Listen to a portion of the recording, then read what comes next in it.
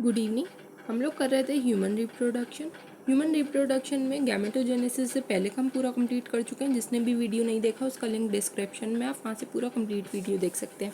अब गैमेटोजेनेसिस में सबसे पहले आता है primary sex organ. Primary sex organ testis होता है मेल्स में और ओवरी होता है फीमेल में। इनसे जो गैमेट्स बनेंगे, मतलब स्पर्म बनेगा मेल से, ओवम बनेगा फीमेल से। इनका जो फॉर्मेशन होता है, गैमेट का फॉर्मेशन को हम गैमेटोजेनेसिस कहते हैं। अब in testis of mature male germ cells spermatogonia produce sperms by spermatogenesis. मतलब स्पर्म प्रोड्यूस होना, उसको हम प्रोसेस को बोलते हैं स्पर्मेटोजेनेसिस, जो कि प्यूबर्टी से स्टार्ट होता है। Spermatogonia present on the inner side of the seminiferous tubule multiply by the mitotic division, increase in number. Each spermatogonium is diploid and contain of 46 chromosomes. Spermatogonia क्या होते हैं? इमेच्योर मेल जर्म सेल्स होते हैं जो कि produce करते हैं sperms को। अब ये कहाँ पे प्रेजेंट होते हैं? ये होते हैं inside wall of seminiferous tubule, और इनमें होता है माइटोटिक डिवीजन। उसके बाद में ईच स्पर्मेटोगोनिया इज डिप्लॉयड। जो स्पर्मेटोगोनिया होते हैं वो डिप्लॉयड होते हैं और उनमें क्रोमोसोम नंबर 46 होता है। Some of the spermatogonia called primary spermatocytes. Some of the spermatogonia called a primary spermatocyte periodically undergo meiosis. उनमें प्राइमरी स्पर्मेटोसाइट्स में होता है meiosis, and a primary spermatocyte complete its first meiotic division leading to the formation of 2 equal haploid cells, जिनको हम secondary spermatocytes कहते हैं। Secondary spermatocytes में मतलब क्या होगा? पहले फर्स्ट में होगा, सबसे पहले प्राइमरी स्पर्मेटोसाइट्स में क्या होगा? सबसे पहले होगा मियोसिस। मियोटिक डिवीजन के बाद उनका जो नंबर है 46 से हो जाएगा हाफ होके 23। अब इस और जब 23 हो चुका है तो उसको हम बोलेंगे सेकेंडरी स्पर्मेटोसाइट, तो which only contain 23 chromosome each. The secondary spermatocyte undergo second meiotic division to produce a 4 equal haploid spermatids। और उसके बाद में फिर इनमें दोबारा से meiotic division होगा, तो उसके बाद में इनमें 4 haploid spermatids बन जाएंगे। सबसे पहले क्या हुआ? स्पर्मेटोगोनिया। स्पर्मेटोगोनिया जो था वो कहाँ था? सेमिनिफेरस ट्यूब्यूल में। उनमें हुआ माइटोटिक डिवीजन, वहाँ से बना प्राइमरी स्पर्मेटोसाइट, प्राइमरी से बना सेकेंडरी। प्राइमरी जब बना था तब क्रोमोसोम 46 था, जब सेकेंडरी बना तो वो हाफ हो गया 23। और उसके बाद में ये इनमें फिर दोबारा से मियोटिक डिवीजन हुआ और इनमें 4 हेप्लॉइड स्पर्मेटिड्स बन गए। अब spermatids are transferred into spermatozoa by the process of spermiogenesis. जो स्पर्मेटिड्स हैं वो ट्रांसफर हो गए स्पर्मेटोजोआ में, स्पर्म्स में। इस प्रोसेस को हम बोलते हैं, जब ये स्पर्म प्रोडक्शन होता है इसको हम बोलते हैं spermiogenesis. After spermiogenesis sperm had become embedded in Sertoli cells and finally released from the seminiferous tubule by the process of spermiation। और जब इनमें स्पर्मियोजेनेसिस हो गया, मतलब ये पूरे स्पर्म्स अलग हो गए और बन गए स्पर्मेटिड्स के बाद, इन ये सारे के सारे स्पर्मेटोजोआ में मतलब ये सारे स्पर्मेटिड्स जो थे ये ट्रांसफर हो गए स्पर्मेटोजोआ में, स्पर्म्स में। पूरे प्रोसेस को बोला हमने स्पर्मियोजेनेसिस। जब इनमें ये स्पर्मियोजेनेसिस हो जाता है, स्पर्म हेड जो होता है वो embedded in Sertoli cells and finally release from the seminiferous tubule. ये क्या होता है कि इसका जो हेड है ये अभी हम आगे पढ़ेंगे कि पूरा स्पर्म का ये जैसे ये दिखता कैसा है, ये पूरा होता कैसा है, इसकी शेप कैसी होती है। तो इसमें क्या होता है कि जो इसका हेड होता है ये एम्बेडेड हो जाता है सर्टोली सेल्स में और रिलीज होता है वहाँ से seminiferous tubule by the process of spermiation. अब spermatogenesis start at the age of puberty due to significant increase in gonadotropin releasing hormones. Spermatogenesis ये PYQ है, ये पहले भी पूछा गया है। स्पर्मेटोजेनेसिस प्यूबर्टी में स्टार्ट होता है, लेकिन क्यों? उनमें क्या होता है कि उस टाइम पे इंक्रीज हो जाता है सिक्रेशन गोनाडोट्रोपिन रिलीजिंग हॉर्मोन्स, जिसको हम हाइपोथैलेमिक हार्मोन भी कहते हैं। और ये एक्ट करता है anterior pituitary gland and stimulate secretion of 2 gonadotropins. जब गोनाडोट्रोपिन रिलीजिंग हार्मोन जब बढ़ जाता है तो क्या होता है, ये एक्ट करता है इंटीरियर पिट्यूटरी ग्लैंड पे और स्टिमुलेट कराते हैं, मतलब सिक्रेशन कराते हैं 2 गोनाडोट्रोपिन्स का, जिसको हम बोलते हैं LH और FSH। LH जो है वो LH जो है वो act at a Leydig cells and stimulate synthesis and secretion of androgen. ये एंड्रोजन LH जो है वो एक्ट करेगा लेडिक सेल्स पे और स्टिमुलेट कराएगा सिक्रेशन ऑफ एंड्रोजन को। एंड्रोजन जो होता है वो स्टिमुलेट करता है process of spermatogenesis. FSH act at Sertoli cell. FSH act करेगा सर्टोली सेल्स पे और सिक्रेशन कराएगा some of the factor which help in spermiogenesis. ये देखो, ये दिखाया गया है फिगर 3.1। इसमें दिखाया है section view of the seminiferous tubule enlarge.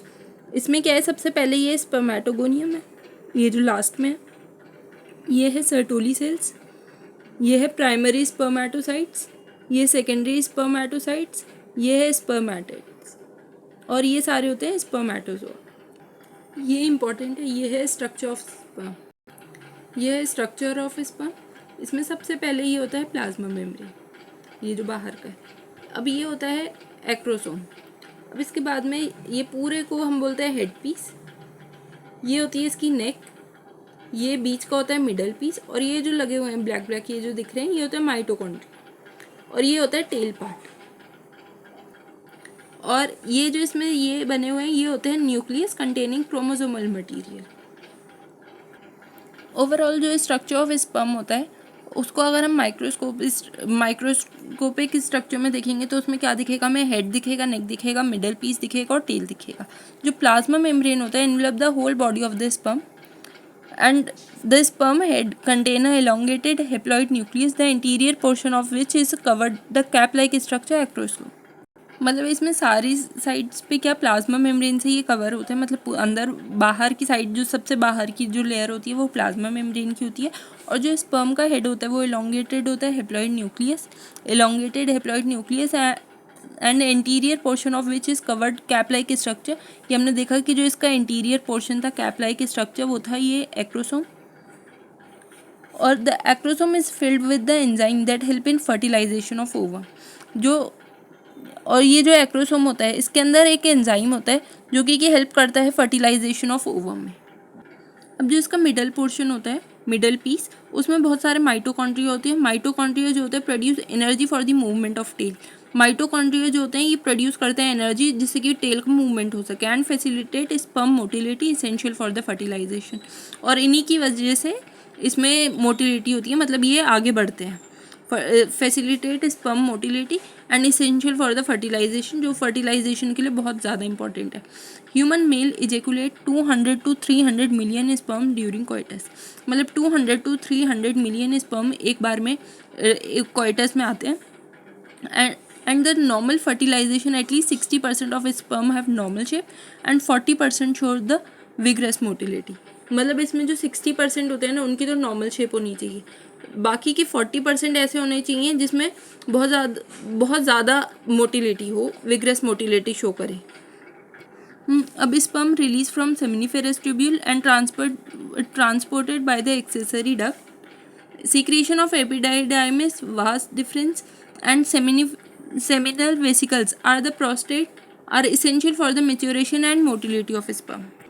अब इम्पॉर्टेंट ये है कि जो ये तो हमें पता ही है कि स्पर्म जो है सेमिनिफेरस ट्यूब्यूल से रिलीज होते हैं और उसके बाद में transported by the accessory ducts. इसमें secretion of epididymis, vas deferens, seminal vesicle और प्रोस्टेट ये इसेंशियल होते हैं मेच्योरेशन और मोटिलिटी ऑफ स्पर्म के लिए।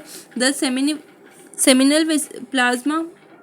seminal plasma along with the sperm constitute semen।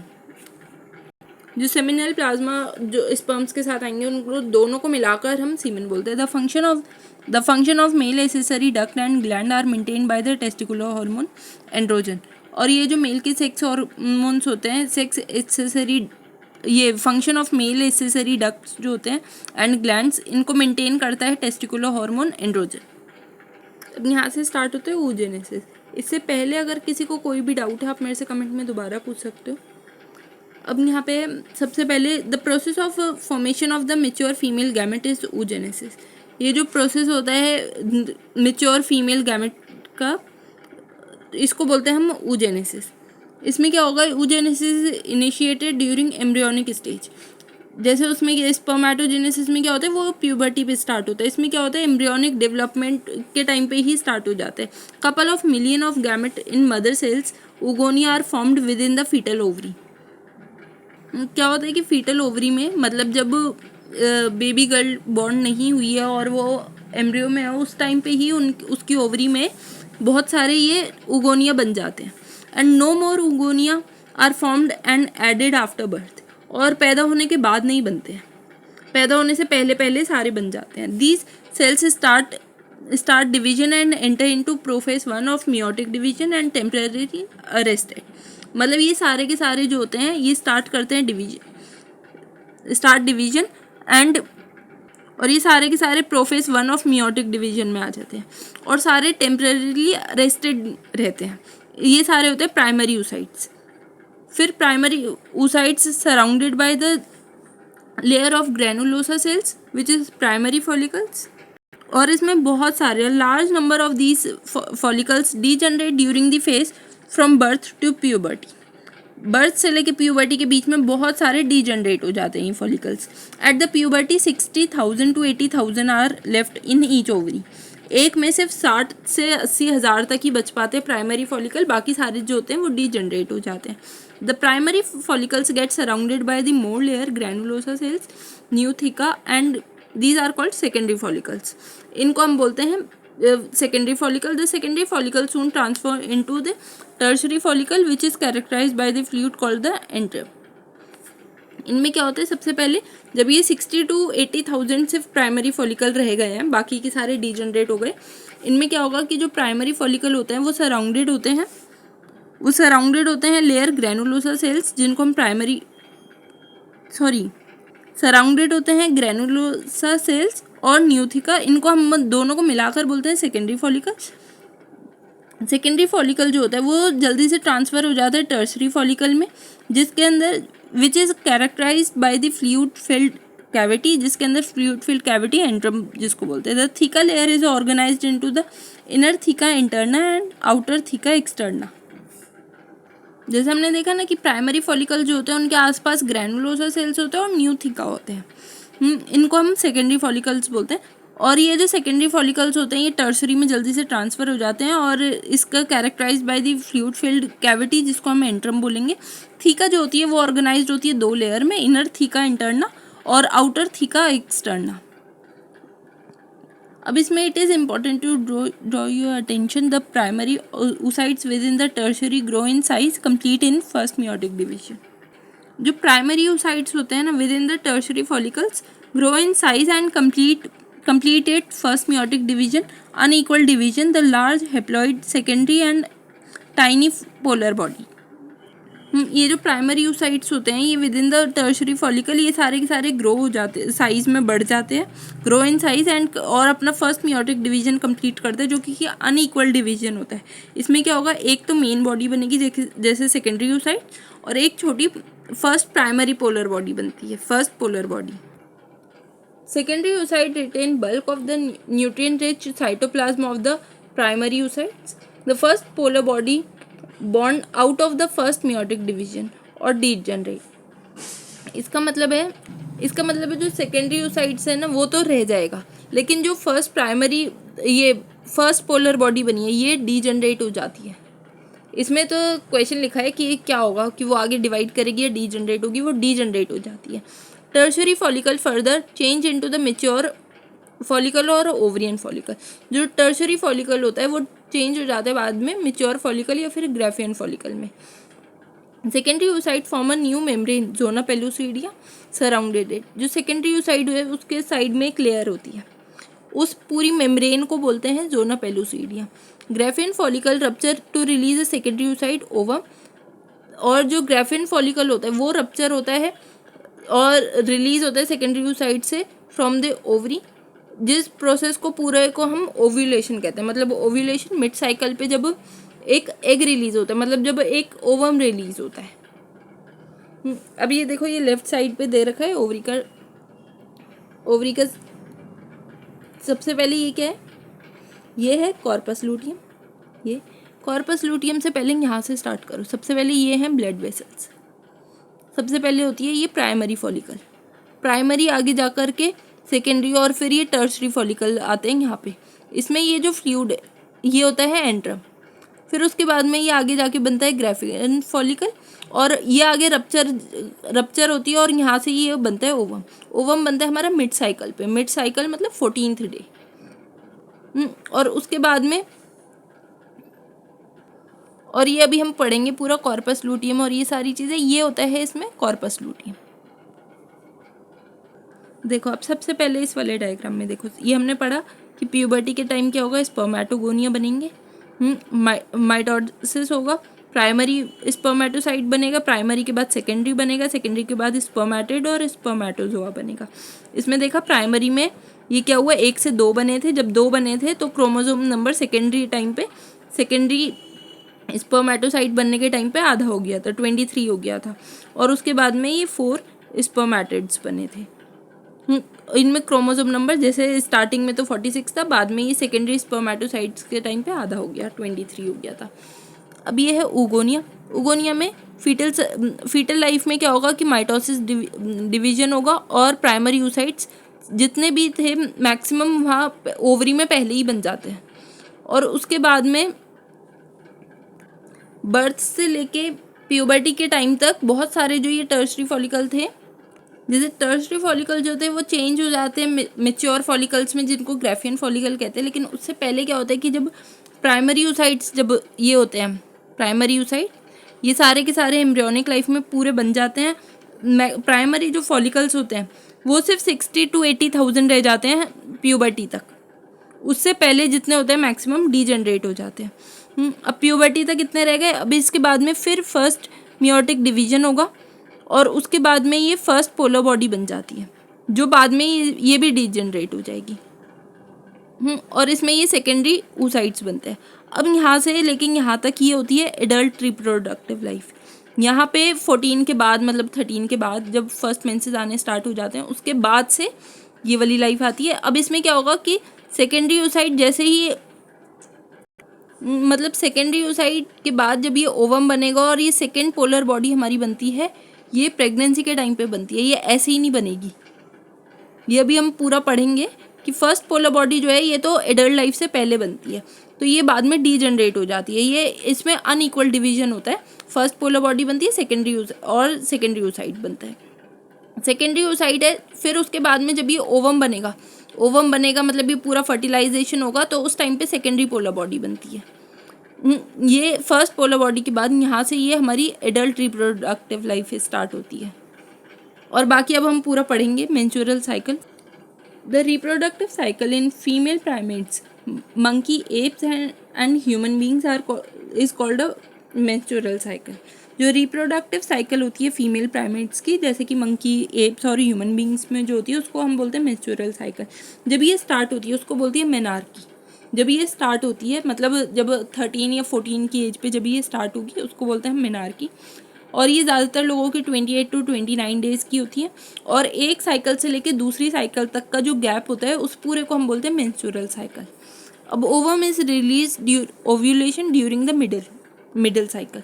इसमें क्या होता है कि जो मिडिल साइकिल जब हम ओव्यूलेशन होता है मिडिल साइकिल पे, मिडिल साइकिल मतलब जैसे किसी की 28 डेज़ की है तो उसका हाफ 14 मतलब 14 डे के आसपास ओव्यूलेशन होगा। ओव्यूलेशन होगा तो उससे क्या होगा कि ओवम रिलीज होगा। जैसा हमें पता है कि जो मेंस्ट्रुअल साइकिल होता है, मेंस्ट्रुअल फेस होता है, ये 3 से 5 दिन का होता है, मिनिमम 3 डेज़ का होता है, मैक्सिमम 5 डेज़ का होता है। और ये होता है जब break down of endometrial lining of the uterus and blood vessel which form liquid that come out from the vagina.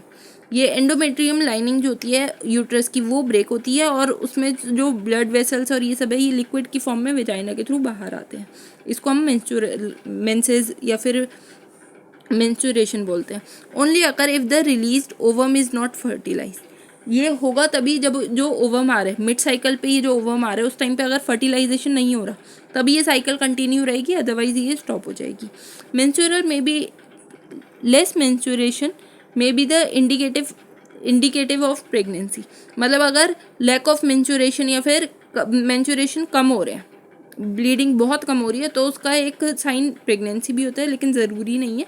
ऐसा बहुत सारी चीज़ों की वजह से भी होता है, जैसे स्ट्रेस हो गई, पुअर हेल्थ हो गई, और भी ऐसे बहुत सारे रीजंस होते हैं जिनकी वजह से ये थोड़ी बहुत साइकिल में ऐसा हो जाता है कई बार कि ब्लीडिंग कम होती है। तो उसका हमेशा ऐसा नहीं है, लेकिन जैसे ऐसा लिखा है तो इंडिकेटिव होता है ये प्रेगनेंसी का, क्योंकि उस टाइम पे मतलब हम एक बार अगर बहुत कम ब्लीडिंग हो रही है तो एक बार को ये चीज़ हम मान सकते हैं कि ये शायद प्रेगनेंसी की वजह से है, लेकिन ये तभी होगा जब उस टाइम पे फर्टिलाइजेशन हुआ हो। अब इसके बाद आता है the menstrual cycle is followed by the follicular phase. उसके बाद ये जो मेंस्ट्रुअल फेज के बाद आता है, एग्जैक्ट बाद 3 से 5 दिन के बाद आता है फॉलिकुलर फेज। इस फेज में क्या होता है कि primary follicles in ovary grow to become a fully mature Graafian follicles. इसमें क्या होगा कि जो ये प्राइमरी फॉलिकल्स होते हैं ओवरी के, ये ग्रो होने लगते हैं और मेच्योर होकर ग्राफियन फॉलिकल बना लेते हैं। And the endometrium of the uterus regenerate through the proliferation. और ये जो एंडोमेट्रियम ऑफ यूट्रस होता है ये रीजनरेट हो जाता है। एंड दस change of the ovary and the uterus induced by the change in level of pituitary and ovarian hormones. ये जो चेंजेस आते हैं, changes in the ovary and the uterus induced by the change in level of pituitary and ovarian hormone. ये pituitary और ovarian hormone के जो level में changes आते हैं उनकी वजह से होता है, जैसे सिक्रेशन ऑफ गोनाडोट्रोपिन, LH और FSH increase gradually during a follicular phase. इनमें क्या होता है, फॉलिकुलर फेज पे LH और FSH दोनों बढ़ने लग जाते हैं। Stimulate follicular development as well as secretion of the oestrogen by growing follicles. इनमें क्या होगा कि उसके बाद में स्टिमुलेट फॉलिकुलर डेवलपमेंट, एक तो फॉलिकुलर डेवलपमेंट होगा, ये बढ़ेंगे पहले, और इसकी वजह से क्या होगा कि फॉलिकुलर डेवलपमेंट होगा और सिक्रेशन होगा एस्ट्रोजन का by the growing follicle and both LH and FSH at peak in the middle of the cycle. और ये बढ़ते बढ़ते मिडल साइकिल पे जब 14th डे आएगा तो ये पीक पे पहुंच जाएंगे, मतलब मैक्सिमम होंगे उस टाइम पे। Rapid secretion of the LH leading its maximum level during the mid cycle. Mid cycle पे जब ये पहुंच जाते हैं तो उनको हम बोलते हैं LH surge. Induce rupture of the Graafian follicle, release ovum. और इसकी वजह से क्या होता है, ग्राफियन फॉलिकल जो होता है वो वहाँ पे रप्चर होता है और वहाँ से एक ओवम रिलीज होता है, जिस टाइम पीरियड को हम ओव्यूलेशन कहते हैं। ओव्यूलेशन फेज के बाद डायरेक्ट आता है लूटियल फेज। अब उसके बाद में ये जो फेज आएगा इसमें क्या होगा, the remaining part of the Graafian follicle transfer the corpus luteum. जो रिमेनिंग पार्ट जो रहेगी है ग्राफियन फॉलिकल का वो ट्रांसफर हो जाता है कॉर्पस लूटियम में। और corpus luteum secret the large amount of progesterone which is essential for the maintaining the of the endometrium. इनमें क्या होता है, जो कॉर्पस लूटियम होता है उसके अंदर लार्ज अमाउंट में प्रोजेस्टेरॉन होता है जो कि इसेंशियल होता है मेंटेनिंग ऑफ द एंडोमेट्रियम। ये एंडोमेट्रियम को मेंटेन रखने के लिए बहुत ज़्यादा ज़रूरी होता है। Endometrium is necessary for implantation of the fertilization. जो एंडोमेट्रियम होता है वो बहुत ज़्यादा इंपॉर्टेंट होता है फर्टिलाइजेशन के लिए and other event of the pregnancy, और बाकी चीज़ों के लिए भी होता है। During the pregnancy menstrual cycle stop and there is no menstruation. Menstrual cycle अब जब ये अगर फर्टिलाइजेशन होता है तो उस टाइम पे क्या होगा कि उस टाइम पे पीरियड्स नहीं आएंगे, मेंस्ट्रुएशन नहीं होगा, कॉर्पस लूटी। और अगर ऐसा नहीं होता, जैसे अगर फर्टिलाइजेशन नहीं हुआ है तो उस टाइम पे क्या होगा, वापस से ये कॉर्पस लूटियम जो है ये डीजनरेट हो जाएगा। ये डीजनरेट होगा तो इसका काम क्या था कॉर्पस लूटियम का, इसका था कि ये सीक्रेट कर रहा था प्रोजेस्टेरॉन जो कि एंडोमेट्रियम को मेंटेन रखने का काम कर रहा था। तो फिर वो मेंटेन नहीं रह पाएगा, मेंटेन नहीं रहेगा तो वहाँ से उसके बाद में फिर दोबारा वही होगा कि ब्रेकडाउन ऑफ एंडोमेट्रियम लाइनिंग, और फिर वो ब्लड के फॉर्म में से बाहर आएगा। 50 के बाद जो होते हैं ये पीरियड साइकिल ये खुद से रुक जाते हैं, जिसको हम मेनोपॉज कहते हैं। मेनार्की जब ये स्टार्ट होता है, मेनोपॉज जब ये खत्म हो जाता है। Indicator of normal reproductive phase and extend between the menarche and menopause. जो रिप्रोडक्टिव फेज होता है फीमेल लाइफ का वो होता है मेनार्की से मेनोपॉज के बीच का। देखो ये दिखाया है मेंस्ट्रुअल साइकिल। अब इसमें क्या है, 1 से 5 डेज तक ये होते हैं, जैसे इन्होंने बनाया 1st डे से लेके लास्ट डे तक का मेंस्ट्रुएशन साइकिल का जो इवेंट्स होंगे वो। पहले क्या होता है 3 to 5 डेज मेंस्ट्रुएशन होते हैं, तो ये इन्होंने बनाया, ये मेंस्ट्रुअल पीरियड हो गया। अब इसके बाद में इसके मेंस्ट्रुएशन पीरियड के बाद एकदम से आता है फॉलिकुलर फेज, ये होता है 9 to 13 डेज का। 9 to 13 डेज का होगा तो हमने देखा था कि एस्ट्रोजन और प्रोजेस्टेरॉन बढ़ने लगते हैं। प्रोजेस्टेरॉन तो नहीं बढ़ता, एस्ट्रोजन लेवल बढ़ने लगता है, जैसे हमने ये पढ़ा था। और उसके बाद में क्या होगा, उसके बाद में इसके बाद आता है लूटियल फेज, ये होता है ज़्यादातर 19 to 23 डेज का। और उसके बाद में ये था नेक्स्ट साइकिल। इसमें सबसे पहले क्या हो रहा है, ये यहाँ से प्राइमरी फॉलिकल सेकेंडरी फॉलिकल बनते हैं और जल्दी से मेच्योर होकर ग्राफियन फॉलिकल बना लेते हैं। ग्राफियन फॉलिकल जब बना लेते हैं, ग्राफियन फॉलिकल बनने से पहले उस टाइम पे क्या होता है, एक तो एस्ट्रोजन लेवल हाई होता है। सबसे पहले जब इनमें जो चेंजेस आते हैं, जैसे जो ओवरी और यूट्रस में जो लेवल में चेंजेस आते हैं वो आते हैं पिट्यूटरी या ओवरियन हार्मोन की वजह से। जब LH और FSH दोनों के दोनों आते हैं तो उस टाइम पे फॉलिकुलर फेज में क्या होता है कि जो एस्ट्रोजन लेवल है वो बढ़ना शुरू हो जाता है। ये यहाँ से ये देखो फॉलिकुलर फेज में क्या हो रहा है, एस्ट्रोजन लेवल इंक्रीज हो रहा है धीरे धीरे। उसके बाद में क्या होगा कि ये मेच्योर ग्राफियन जो है ये आगे जाकर दोनों जब पीक पे पहुंच जाते हैं, FSH और LH दोनों जब पीक पे पहुंच जाते हैं, मैक्सिमम होते हैं, ये देखो ये इसमें दिख रहा है, जब ये दोनों के दोनों मैक्सिमम होते हैं तो ये बनाते हैं LH सर्च, जो हमने पढ़ा था। मैक्सिमम होंगे तो उस टाइम पे क्या होगा, ओव्यूलेशन होगा, मतलब एक ओवम रिलीज होगा, ओवम रिलीज होता है और उसके बाद में ये आगे जाता है और ये जो ग्राफियन फॉलिकल का जो थोड़ा पार्ट बच जाता है उससे बन जाता है ये कॉर्पस लूटियम। कॉर्पस लूटियम जो होता है इसके अंदर क्या होता है, प्रोजेस्टेरॉन होता है, जो कि एंडोमेट्रियम को मेंटेन करने में बहुत हेल्प करता है और प्रेगनेंसी को भी मेंटेन करने में हेल्प करता है। तो अगर फर्टिलाइजेशन होगा तो मेंस्ट्रुअल साइकिल रुक जाएगा, अगर फर्टिलाइजेशन नहीं होगा तो क्या होगा, वापस से ये जो कॉर्पस लूटियम होता है ये डीजनरेट हो जाता है, डीजनरेट हो जाएगा तो फिर वैसे ही साइकिल दोबारा से स्टार्ट हो जाता है। ये मेंस्ट्रुअल हाइजीन के बारे में लिखा है, ये हम सबको पता है, बेसिक चीज़ें लिखी हैं, कोई अलग चीज़ नहीं लिखी। Take a bath and clean yourself regularly and use sanitary napkin और a clean homemade pads, change sanitary napkin homemade pads after 4 to 5 year. मतलब जो पैड्स हैं ये हमें 4 से 5 घंटे में बदलते रहने चाहिए और जितना हो सके उतना नीट एंड क्लीन रहो। Dispose of the use of sanitary napkins properly wrapped and it use with the paper, मतलब इनको पूरा रैप करके न्यूज़पेपर में डाल के उसके बाद उसको फेंकना चाहिए। And do not throw use the napkin drain pipe और ऑफ द टॉयलेट और इन ओपन एरिया, इनको ओपन एरिया में या ऐसे कहीं पे नहीं फेंकना चाहिए। After handing the napkin wash hand with the soap, और इसके बाद में अपने हाथों को धोना चाहिए। ये एक नॉर्मल बात है जो कि ऑलमोस्ट सभी को पता होती है, और जितना हो उतना जितना हम हाइजीनिक रहेंगे, जितना हम अपनी हेल्थ का इनका ध्यान रखेंगे उतने कम चांसेस होंगे इन्फेक्शन होने के, जो कि हमारी हेल्थ के लिए बहुत इंपॉर्टेंट रहते हैं। अब इसके बाद हम नेक्स्ट में स्टार्ट करेंगे फर्टिलाइजेशन एंड इम्प्लांटेशन। अगर किसी को वीडियो अच्छा लगा हो तो वीडियो लाइक करें, चैनल सब्सक्राइब करें। कोई भी डाउट हो आप मेरे से दोबारा कमेंट में पूछ सकते हो। Thank you.